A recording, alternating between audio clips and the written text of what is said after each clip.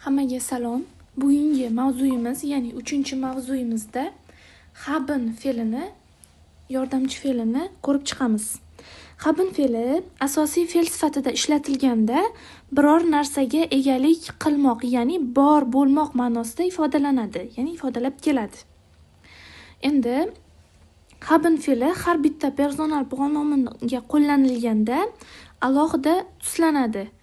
Ichga nisbatan habe, duga hast, sie, ya'ni u uchinchi shaxsga hat, ko'plikda wir, sie hamda hurmat ma'nosida ziga haben, iyaga habt shaklida tuslanadi. Yana takrorlayman.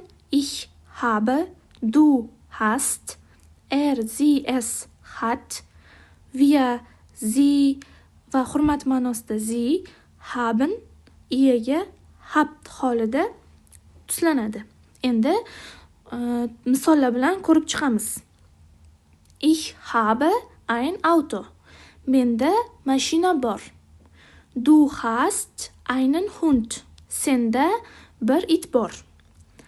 Hat einen Bruder. Uni akasi yoki ukasi bor. Bruder aka yoki uka ma'nosida keladi. Sie hat eine Katze. Unda bir mushuk bor. Es hat Hunger. U och. Masalan, bu noytig'al zamonidagi kelgan otlarga nisbatan ishlatiladi. Bolaga nisbatan. Wir haben Zeit. Bizda vaqt bor. Ihr habt viele Bücher. Sizlarda ko'p kitoblar bor. Sie haben ein Haus. Ya'ni bu sie ko'plikda ular ma'nosida ishlatilgan. Ularda uy bor. Sie haben einen Termin. Bu yerdagi sie hurmat ma'nosida ishlatilgan. Sizda uchrashuv bor. Ya'ni sizning uchrashuvingiz bor ma'nosida ishlatilgan. Endi haben fe'li yordamchi fe'l sifatida perfect, ya'ni o'tgan zamonni yasashda foydalaniladi. Perfectni biz keyingi mavzularimizda ko'rib chiqamiz.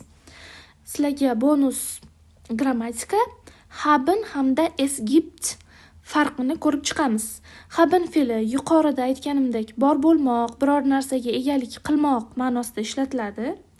Haben fe'li asosiy fe'l sifatida qo'llanilyaptimi? Demak, gapda subyekt bo'lishi shart ekan. Ya'ni personal pronominlar bo'lishi shart. Gapning strukturasi qanaqa bo'ladi? Subyekt, haben fe'li hamda obyekt keladi. Masalan, zum Beispiel Ich habe ein Haus. Mani uyim bor. Endi es gibt bu ham biror narsani mavjudligini ifodalaydi. Gapda lekin subyekt aniqlanmagan yoki noma'lum bo'ladi. Masalan, zum Beispiel es gibt viele Häuser hier. Bu yerda ko'p uylar bor. Es gibt einen Supermarkt in der Nähe. Yaqin atrofda bir supermarket bor. Bu yerda subyekt noma'lum, subyektni biz nimaligini bilmaymiz, lekin o'sha supermarketni, uyni mavjudligini bildirib kelyapti. Bugungi mavzuyimiz shulardan iborat edi. Vazifalarni kanalga tashlayman. Auf Wiedersehen.